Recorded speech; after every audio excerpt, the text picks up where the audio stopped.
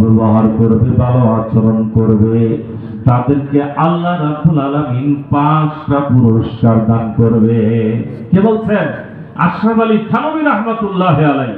উনি লিখেছেন ওনার লিখিত কিতাবের মধ্যে, যে সন্তান পিতামাতার অনুগত থাকবে, পিতামাতার সাথে সদ্ব্যবহার করবে, আল্লাহ তাআলা ওই সন্তানকে 5টা পুরস্কার দান করবে। কয়টা পুরস্কার? 5টা। শুনবেন ইনশাআল্লাহ। 1 নম্বরে আশরাফ আলী থানভী রাহমাতুল্লাহি আলাইহি বলেন, 1 নম্বর পুরস্কার হইল ওই সন্তান লম্বা হায়াতের মালিক হবে। আল্লাহু আকবার বলেন। অনেক অনেক হায়াত পাবে, 100 বছর, 90 বছর, 95 বছর, 110 বছর হায়াত পাবে। কেন পাবে? এই মা সন্তান ভূমিষ্ঠ হওয়ার পরে আল্লাহর কাছে দোয়া করে, মাবুদ গো, আমার মাথায় যত চুল আছে, আমার বাজানকে আল্লাহ তুমি এত হায়াত দান করো। করে কিনা এরকম দোয়া করে না? যদি কোনো আত্মীয় স্বজন আসে, আইসা কিছু টাকা দেয় হাতে, আরে টাকা দেও কেন, টাকা লাগবো না, আমার বাজানের জন্য তোমরা দোয়া করো, আল্লাহ যেন আমার বাজানকে লম্বা হায়াত দান করে। বলে কিনা? কেউ টাকা দিলেও বলে টাকা লাগবো না, দোয়া করো আমার বাজানকে যেন আল্লাহ লম্বা হায়াত দান করে। কথায় কথায় মা দেখবেন সন্তানের জন্য দোয়া করে। আমি কিছুদিন আগে বাড়িতে গেছি, আমার মাও জীবিত আছে, আমার বাবাও জীবিত আছে। আমি বাড়িতে যেয়ে বলতেছি, মা আমার যেন কেমন হাই প্রেশার আছে, মাজা ব্যথা করে, ভয় করতেছে। কিসের ব্যথা? কিডনির সমস্যায় নাকি, মরেই যায় নাকি? আমার মা আমার পিঠের মধ্যে হাত বুলিয়ে বলে, বাজান তোমার জন্য আমি দোয়া করি, তুমি যেন লম্বা হায়াত পাও, তুমি যেন আমার জানাজাটা করে দিতে পারো। দেখছেন মা সন্তানের জন্য কেমন দোয়া করে।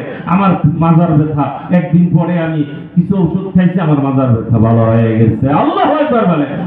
মায়ের দোয়া। ও ভাইরা আমার, বন্ধুরা আমার, আশরাফ আলী থানভী রাহমাতুল্লাহি আলাইহি তাই বলে, পিতা মাতার অনুগত সন্তান 5টা পুরস্কার পাবে দুনিয়াতেই, পরকালে তো পাবেই।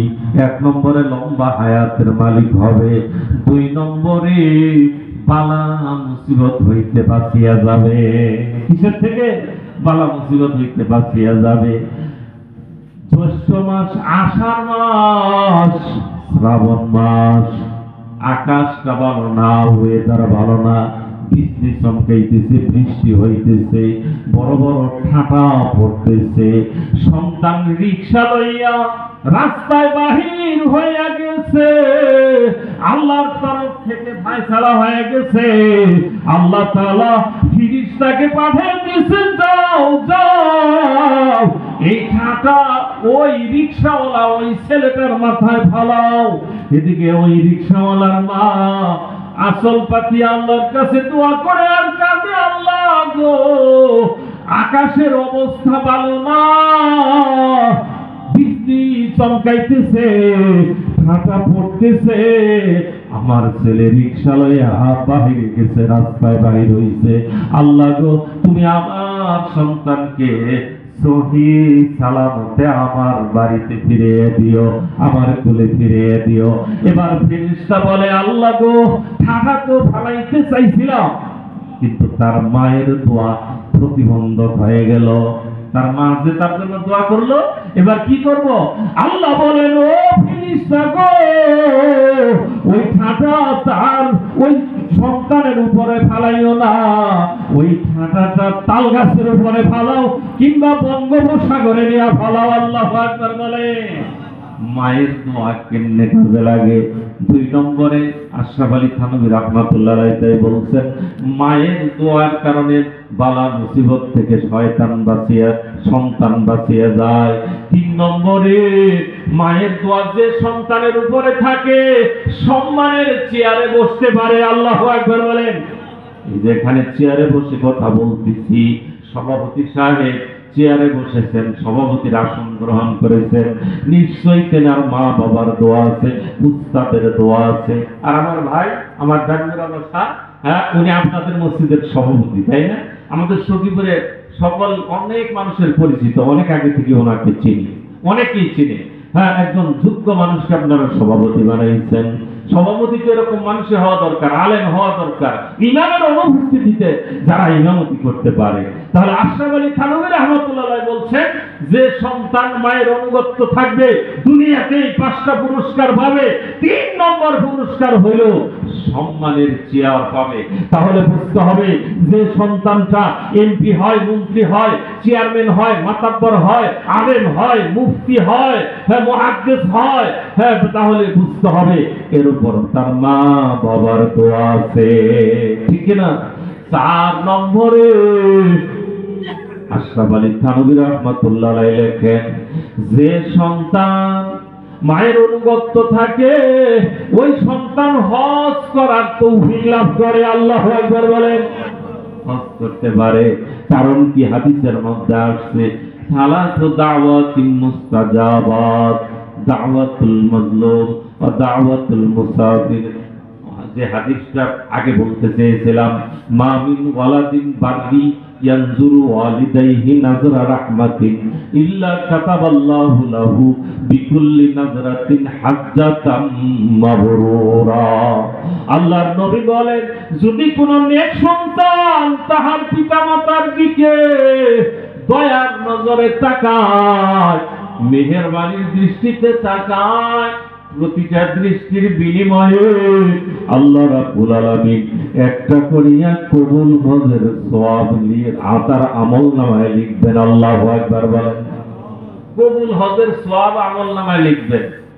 তাহলে আবার অনেকে মনে করতে পারেন মায়ের প্রতি তাকাইলেই যদি কবুল হজের সওয়াব লেখা হয় তাহলে আর 200 মণ ধান বিক্রি করিয়া কেন আর হজে যাব? না না না, এই যে মায়ের দিকে তাকাইলে হজের সওয়াব, কবুল হজের সওয়াব হয়, এটা নফল হজ। উমরা হজের সওয়াব আল্লাহ আমলনামায় লেখা দেয়। তা আশরাফ আলী থানভী রাহমাতুল্লাহ আলাইহি লিখছেন যে যদি যে সন্তান মায়ের অনুগত্য হয় ওই সন্তান হজ করার তৌফিক লাভ করে।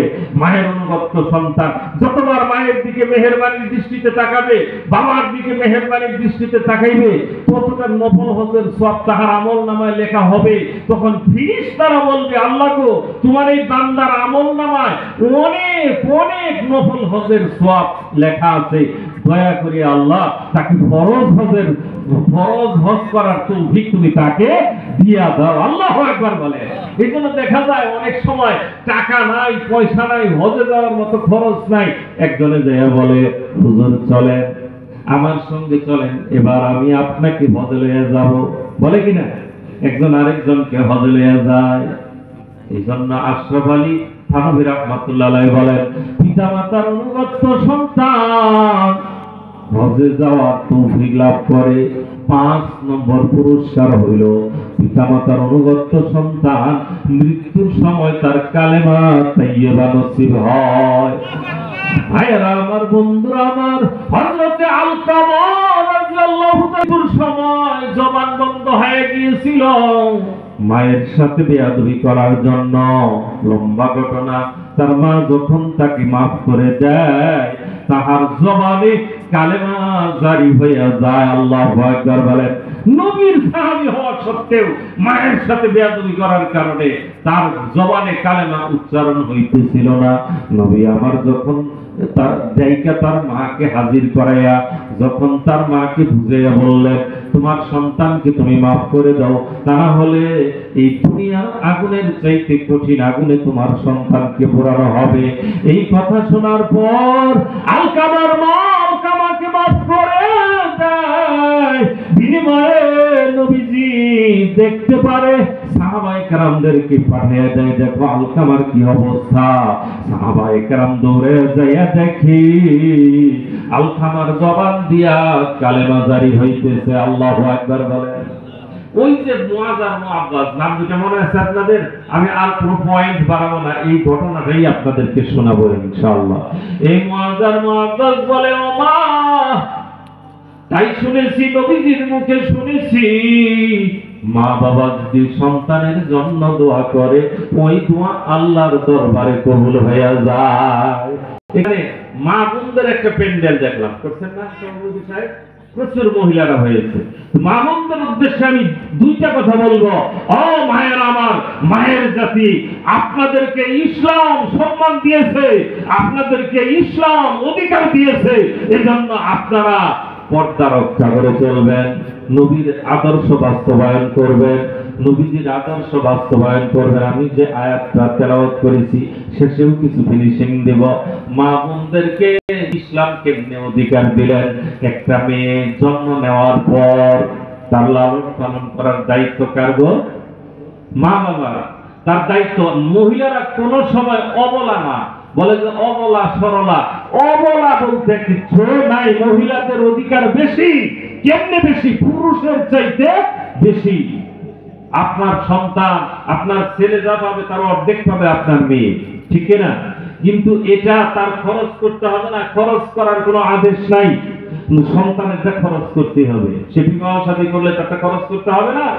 তাহলে বলতেছিলাম, বিবাহ দেওয়ার আগে এই মেয়েটাকে লেখাপড়া করানো, তারপরে আদব কায়দা শেখানো, এটা দেখতে হতেছে বাবা।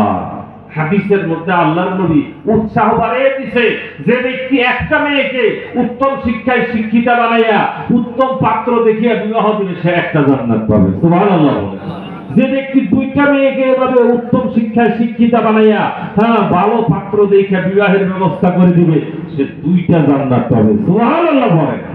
আচ্ছা ধরেন যা বিবাহর সময় হইল, বিবাহ দেওয়া হলো, বিবাহের পরে তার ভরণ পোষণের দায়িত্ব কার? স্বামীর। তাহলে মহিলারা কোনো সময় অবলা না, তারা কিনা অধিকার থেকে বঞ্চিত না, তাদের অধিকার ইসলাম দিয়েছে। স্বামী ভরণ পোষণ করবে, স্ত্রী যে মোহরানার টাকা পাবে এটা সম্পূর্ণ তার বোনাস। বোনাস। আল্লাহু আকবার বলেন। এটা তার খরচ করতে হবে না। স্ত্রী যদি বলে আমার এই মোহরানার টাকা